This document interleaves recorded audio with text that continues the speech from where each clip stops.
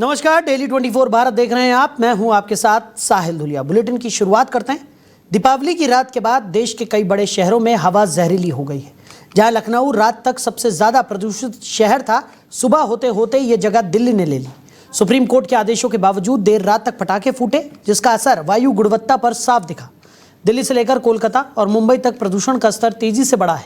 दिल्ली का औसत AQI 354 दर्ज किया गया, जो बहुत खराब श्रेणी के अंदर आता है। बवाना 427 के साथ सबसे प्रदूषित इलाका रहा। जहांगीरपुरी 407, वजीरपुर 408 और बुराड़ी 402 जैसे क्षेत्रों में भी हवा गंभीर श्रेणी में रही। आनंद विहार का AQI 360 रहा। सुबह के समय कई इलाकों में AQI 500 तक पहुंच गया था, जिससे दिल्ली के कई हिस्सों में घनी धुंध छा गई। कोलकाता और हावड़ा में भी काली पूजा की रात प्रदूषण बढ़ गया और हावड़ा के बेलूर में AQI 364 है। विशेषज्ञों ने बताया कि रात 10 बजे के बाद भी तेज आवाज वाले पटाखों के कारण हवा और ज्यादा खराब हुई। देश के अन्य शहरों की स्थिति भी अच्छी नहीं रही। मुंबई का AQI 214, पटना का 224, जयपुर का 231 और लखनऊ का 222 रिकॉर्ड किया गया, जो खराब श्रेणी में आते हैं। वायु गुणवत्ता प्रबंधन आयोग ने प्रदूषण बढ़ने की आशंका को देखते हुए दिल्ली NCR में पहले से ही ग्रैप 2 लागू कर दिया था। विशेषज्ञों ने चेतावनी दी है कि इस स्तर का प्रदूषण स्वास्थ्य के लिए बेहद हानिकारक है, खासकर बच्चों और बुजुर्गों के लिए। इसलिए स्वास्थ्य का ध्यान रखते हुए बाहर निकलते समय मास्क जरूर पहने, खासकर बच्चे और बुजुर्ग। खबर पर ज्यादा जानकारी के साथ प्रदुम हमारे सहयोगी हमारे साथ जुड़ गए। प्रदुम, क्या कुछ निकलकर सामने आ रहा है? लगातार जो तस्वीरें निकलकर सामने आ रही हैं, देश के कोने कोने से प्रदूषण का स्तर काफी ज्यादा बढ़ गया है दिवाली के बाद। बिल्कुल साहिल जी, हम बताना चाहेंगे कि कल जो दिवाली का त्योहार था, उसको लेकर के जितनी ये पटाखे वगैरह जैसे जो भी बारूद की चीजें लगाई गई हैं, उसको लेकर के पूरे यूपी में जो पोल्यूशन की अगर हम बात करें तो सन जो 22 में जितना पोल्यूशन था उससे ज्यादा इस समय हो चुका है, जो 99.4% इस समय पोल्यूशन हो चुका है। जहां अगर हम बात करें उसको लेकर के सबसे जो ज्यादा है वो दिल्ली और लखनऊ में जी पोल्यूशन के सबसे ज्यादा आंकड़े आ रहे हैं देखने को लेकर के। वहीं गाजियाबाद, लखीमपुर और अयोध्या, इसमें भी कहीं ना कहीं लखनऊ के जो आंकड़े हैं उससे कुछ ही परसेंट कम है, लेकिन कहीं ना कहीं देखा जाए तो बिल्कुल बराबर ही आंकड़े हैं। जिसमें लखनऊ में काफी ज्यादा कल से जो पोल्यूशन है वो देखा जा सकता है कि जैसे ही शाम होते ही एकदम इतना भयानक पूरे शहर में पोल्यूशन फैल चुका है कि अब धीरे धीरे किसी न किसी प्रकार से एक नई बीमारियों की उत्पत्ति होगी, जिसको लेकर के जो छोटे बच्चे हैं उनको लेकर के काफी नुकसान भी हो सकता है। जी सर जी। प्रदुम, वहीं अगर बात की जाए जिस तरीके से पटाखों की खरीदारी हुई और उसके बाद पटाखे यहाँ पर चलाए गए, उसने सबसे ज़्यादा प्रदूषण को बढ़ावा दिया है। और यही वजह है कि अब राजधानी दिल्ली की अगर हम बात करें तो आबो हवा इतनी ज़्यादा जहरीली हो गई है कि बच्चों और बुजुर्गों पर खासा प्रभाव पड़ता हुआ भी नज़र आ रहा है। स्वास्थ्य विभाग की तरफ से भी लगातार लोगों से अपील की जा रही है कि वो सावधानी बरतें और बच्चों और बुजुर्गों को खास ध्यान रखने के लिए अपील भी की जा रही है। अलग अलग देश के कोनों में भी पटाखों की वजह से काफ़ी ज़्यादा प्रदूषण यहाँ पर देखने को मिल रहा है। सुप्रीम कोर्ट के आदेश के बावजूद स्थितियाँ काफ़ी गंभीर यहाँ पर नज़र आ रही हैं। जी बिल्कुल, हम अगर बात करें जो पोल्यूशन का है, सबसे ज्यादा जो आंकड़े हैं वो इस समय जो देखने को मिल रहा है वो आजमगढ़ से हैं। और अगर कहीं ना कहीं ये देखा जाए जो जब से इतना पोल्यूशन हो चुका है कि जब हवा जो चली वो इतनी जहरीली हवा हो चुकी है कि जो बच्चे हैं छोटे, जैसे जो 10 साल के बच्चे हैं वो और उसके साथ साथ में जो बुजुर्ग हैं जिनकी उम्र लमसम 60 से 65 साल है, इनको ये जो जहरीली गैस है इससे काफी ज्यादा नुकसान हो सकता है और आगे नुकसान होगा, क्योंकि ये एक ऐसी इतनी जहरीली गैस हो चुकी है कि इसमें। लेकिन वहीं अगर हम बात करें कि कोर्ट ने भी इसमें आदेश जारी किया था कि काफी ज्यादा बारूद वाले कोई ऐसे पटाखे या किसी प्रकार का ऐसा कोई चीजें ना बनाई जाएं कि जिससे पोल्यूशन हो सके, लेकिन कहीं ना कहीं ऐसा कहीं भी इस आदेश का पालन करते हुए नहीं देखा गया। अगर हम वहीं बात करें तो जहां ये पाबंदी लगी थी उसके बावजूद भी इतनी भारी मात्रा में बारूद की खरीदारी की गई है कि जिससे लगातार अब धीरे धीरे बीमारियों की शुरुआत हो चुकी है और आगे होगी, क्योंकि ये हर साल देखने को मिल रहा है। वहीं सन 22 की रिपोर्ट से इस साल उससे ज्यादा जो पोल्यूशन है देखने को मिल रहा है, उससे ज्यादा आंकड़े आ रहे हैं। जी साहिल जी। बिल्कुल। और प्रदुम, जिस तरीके से राजधानी दिल्ली की बात करें, ग्रैप 2 पहले से ही लागू है, अब क्या और व्यापक कदम यहाँ पर सरकार की तरफ से उठाए जाएंगे? यानी कि जो नियम कानून है उनको और कड़ा करने की जो कवायद है वो सरकार की तरफ से देखने को मिलेगी? बिल्कुल, हम अगर बात करें कि लखनऊ या आजमगढ़ या दिल्ली जैसे जो है, अब यहाँ पे कहीं ना कहीं जो स्वास्थ्य विभाग है उसके द्वारा कुछ ऐसी दवाइयों का छिड़काव होगा कि जिससे जो जहरीली गैस है इसको खत्म किया जा सके और जो बच्चे या बुजुर्ग हैं उनको किसी भी बीमारियों का सामना ना करना पड़े।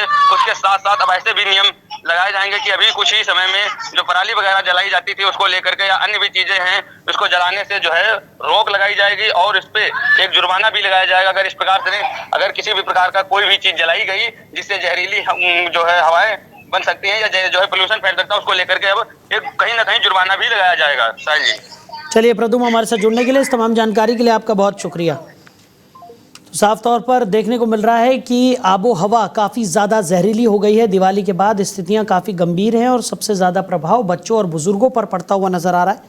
आबो हवा पूरी तरह से जहरीली है, दमघोटू हवा लोगों का जीना मुहाल कर रही है। ये 3 तस्वीरें यूपी, दिल्ली, मुंबई की तस्वीरें, जहाँ पर आप साफ तौर पर देख सकते हैं कि एक घने धुंध की चादर जो है प्रदूषण की साफ तौर पर दिखाई दे रही है और लोगों को सांस लेने में तकलीफ, आंखों में जलन और कई स्वास्थ्य संबंधी परेशानियों का सामना यहां पर करना पड़ रहा है। वहीं एशिया कप 2025 के फाइनल में टीम इंडिया ने पाकिस्तान को हराकर खिताब जीत लिया था, लेकिन अब तक टीम इंडिया को ट्रॉफी नहीं मिली है। टीम इंडिया ने पहले ही साफ कर दिया था कि वो ट्रॉफी एशियन क्रिकेट काउंसिल यानी ACC के प्रमुख मोहसिन नकवी के हाथों से नहीं लेना चाहती। इसके बाद नकवी ने ट्रॉफी ACC के ऑफिस में रख दी और टीम इंडिया को देने से इनकार कर दिया। उन्होंने कहा कि सूर्य कुमार यादव ACC ऑफिस आकर ट्रॉफी ले सकते हैं। इस मामले में अब BCCI ने कदम उठाया है। सचिव देवजीत सैकिया ने बताया कि बोर्ड ने ACC प्रमुख नकवी को आधिकारिक ईमेल भेजकर कहा है कि विजेता टीम को ट्रॉफी जल्द से जल्द सौंपी जाए। उन्होंने कहा कि हमने ACC को पत्र लिखा है और इसके जवाब का इंतजार कर रहे हैं। अगर जवाब नकारात्मक आया या कोई प्रतिक्रिया नहीं मिली तो हम ICC को लिखेंगे। Mohsin Naqvi Pakistan cricket board PCB के भी चेयरमैन हैं और BCCI ने स्पष्ट किया है कि अगर नकवी ट्रॉफी देने के लिए तैयार नहीं होंगे तो बोर्ड सख्त कदम भी उठा सकता है। तो एशिया कप जीतने के बाद भी अभी तक टीम इंडिया को ट्रॉफी नहीं मिली है और इसी खबर पर ज़्यादा चर्चा के लिए हमारे मैनेजिंग एडिटर रमेश ठाकुर जी हमारे साथ जुड़ गए। रमेश जी, एशिया कप जीतने के बाद भी ट्रॉफी अभी तक भारत को नहीं मिल पाई है और उसको लेकर अब BCCI भी कड़ा रुख अपनाता हुआ नजर आ रहा है।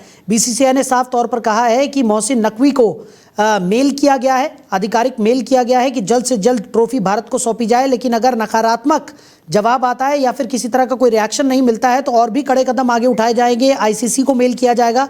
क्या लगता है सर? देखिए, मैं तो यही कहूंगा कि देर आए दुरुस्त आए।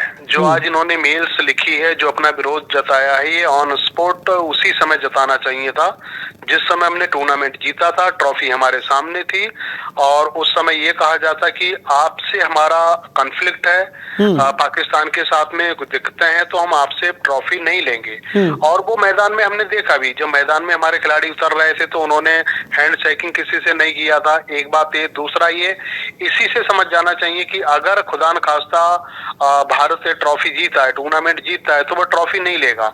तो उस समय BCCI को अपने तरफ से तुरंत ही, ACCI को तुरंत ही, ICC को अपना एक अप्रोच करके कि उस समय ही कहा जाता कि भैया ये ट्रॉफी हमें फलाना व्यक्ति से या नकवी साहब से नहीं लेनी है, हमें कोई भी और ऐसा कोई प्रतिनिधित्व हो इंटरनेशनल क्रिकेट काउंसिल का, उनको हमें देना चाहिए। तो वो नहीं हो पाया।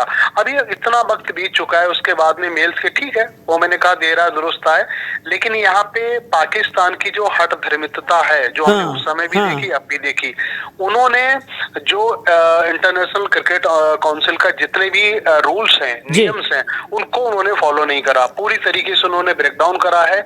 और एक जानकारी के लिए दर्शकों को और बता दूं मैं कि अंतर्राष्ट्रीय क्रिकेट काउंसिल ने उस समय अपने से स्वतः इस पे एक संज्ञान भी लिया था कि ये ट्रॉफी आप पाकिस्तान नहीं ले जा सकते हो। ट्रॉफी को इंटरनेशनल जो दुबई में जो हमारा ऑफिस है उसमें आप सबमिट कर दो और कब देना है, कैसे देना है, ये बाद में डिसाइड करेंगे। लेकिन क्या हुआ, वो लोग जब उनकी मुंह लटका के जब टीम हार के जा रही थी तो अपने साथ में ही लेके चली गई। तो एक तो गुनाह इन्होंने इस समय वो किया था। अब जब BCCI आपको अप्रोच कर रहा है, BCCI ने PCB को कई बार इस बार को कहा भी है, मीडिया के तौर पे भी कहा है, तो उन्होंने ट्रॉफी को नहीं दिया। लेकिन अब एक कंट्रोवर्शियल इतना हो गया है, आगे चीजें बढ़ रही रही हैं। मुझे साहिल जी लगता है कि आगे कई सारे ऐसे नेशनल इंटरनेशनल टूर्नामेंट हैं, उसमें ये चीजें सामने निकल के आएंगी, वो प्रभावित होंगे। अब नया मामला एक और हो गया है, जैसे अफगानिस्तान के ऊपर इनका जो एयर स्ट्राइक हुई है, तो उनका जो डोमेस्टिक अफगानिस्तान और पाकिस्तान के बीच में वो भी रद्द कर दिया गया है। तो कुल मिला के पाकिस्तान कई क्रिकेट बिरादरी में चारों तरफ से घिर चुका है, और वो घिर नहीं चुका है, वो पूरी तरीके से बदनाम एक्सपोज हो चुका है। और बीसीसीआई ने कदम उठाया, मुझे लग रहा बहुत पहले उठा लेना चाहिए था। बिल्कुल। और रमेश जी, क्या आपको नहीं लगता कि कहीं ना कहीं पर्सनल रंजिश भी यहाँ पर निकालने की कोशिश मोहसिन नकवी की तरफ से की गई है? क्योंकि जिस तरीके से ट्रॉफी को अपने साथ ले जाना, उसके बाद ये शर्त रखना कि सूर्य कुमार यादव उनके ऑफिस में आए और वहां से ये ट्रॉफी वो ले ले। हालांकि उन्होंने अपने कृत्य को लेकर क्षमा याचना भी यहाँ पर की थी। और जैसे कि हठ धर्मिता की बात आपने की, हठ धर्मिता तो साफ तौर पर पाकिस्तान ने समय समय पर दिखाई भी है। इससे पहले भी हमने देखा है कि कई जगहों पर पाकिस्तान की किरकिरी हुई है, लेकिन अपने आप को डिफेंड करने के लिए या फिर यूं कहे कि अपनी इज्जत को बढ़ाने की कोशिश में कहीं ना कहीं पाकिस्तान हमेशा नाकाम रहा है और बार बार अपनी किरकिरी कराता रहा है।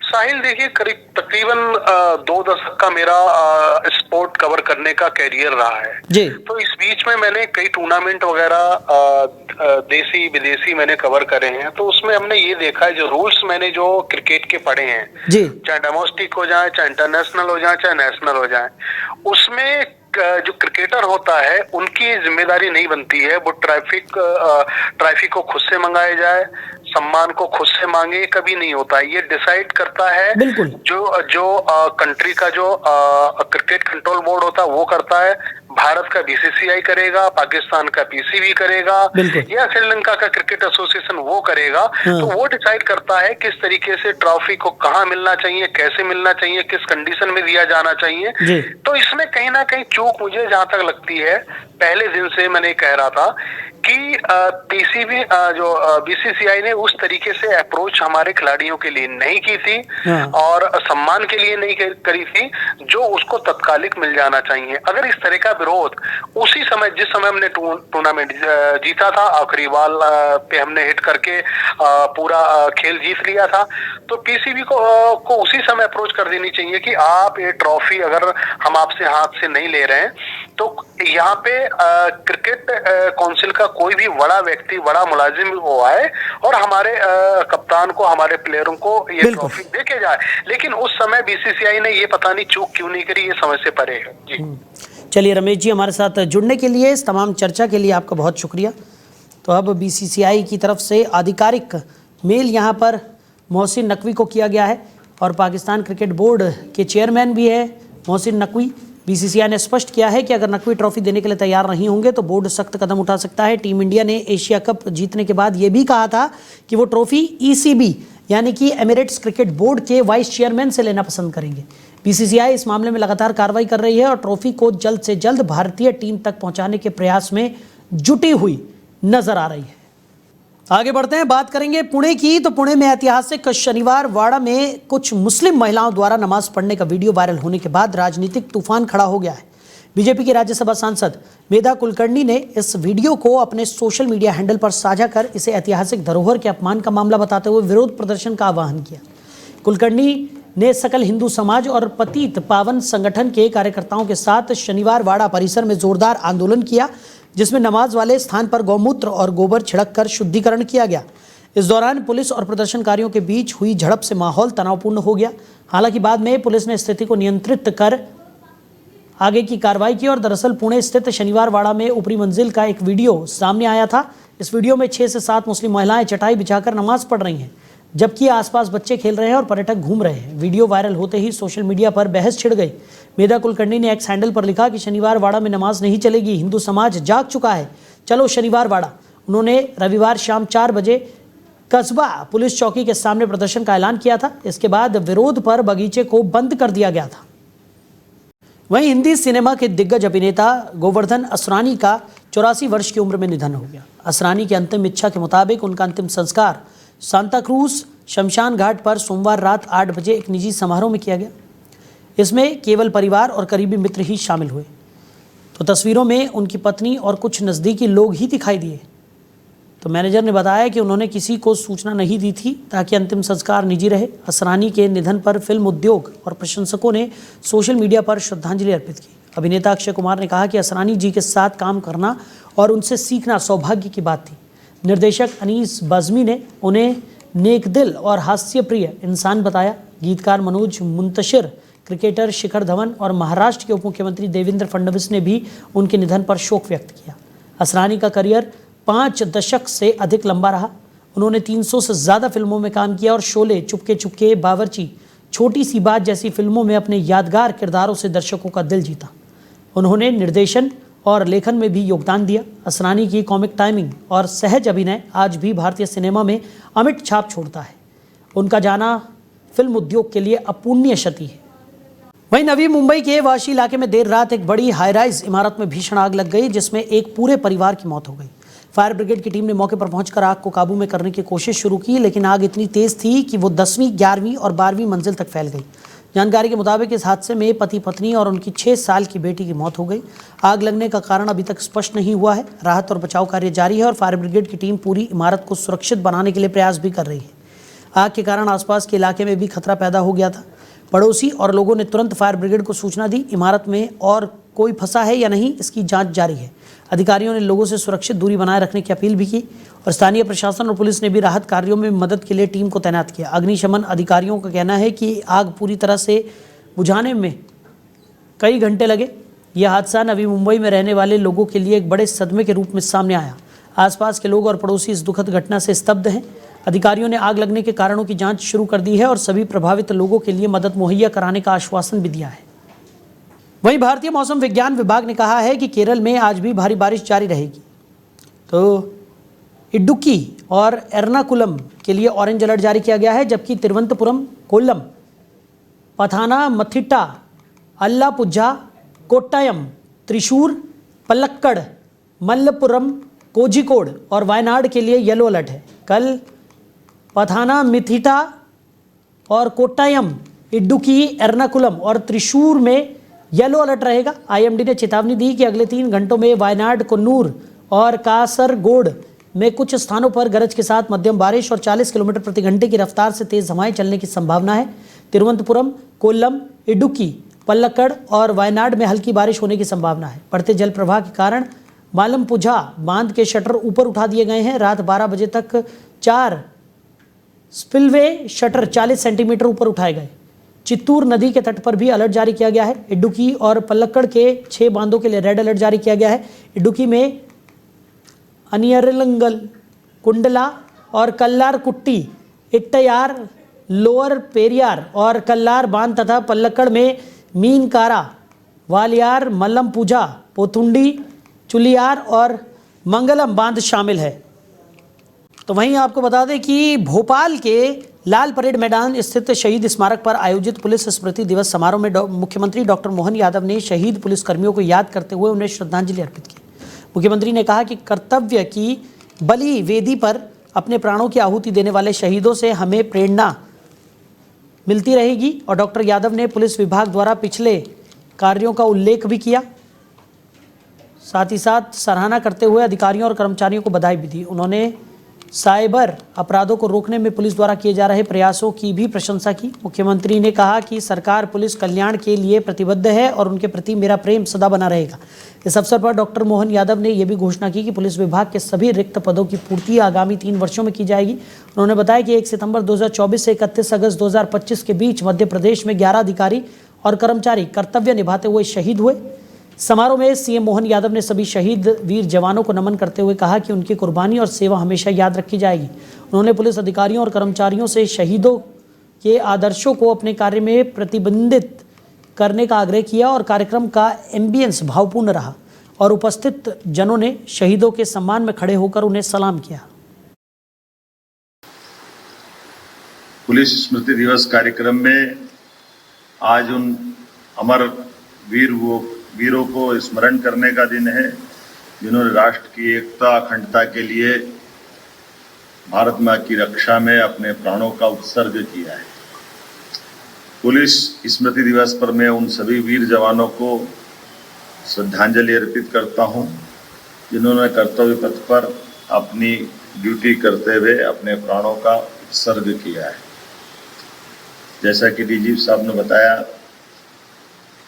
21 अक्टूबर 1959 की वह ठंडी सुबह की याद, और बाद में देश ने उस बात को जाना जिसकी शुरुआत लद्दाख से भारत में हमारे 10 वीर जवानों की शहादत के बाद चाइना का रुख भारत के लिए क्या है, इसको संक्षेप में समझने के लिए संकेत में वो 10 हमारे वीर पुलिस जवानों ने जो शहादत दी, वो 10 हजारों जवानों के चाइना के एक तरह से उनके कायराना हरकतों का जवाब था, जिस चुनौती के साथ उन्होंने मुकाबला किया और अपने प्राणों का उत्सर्ग किया।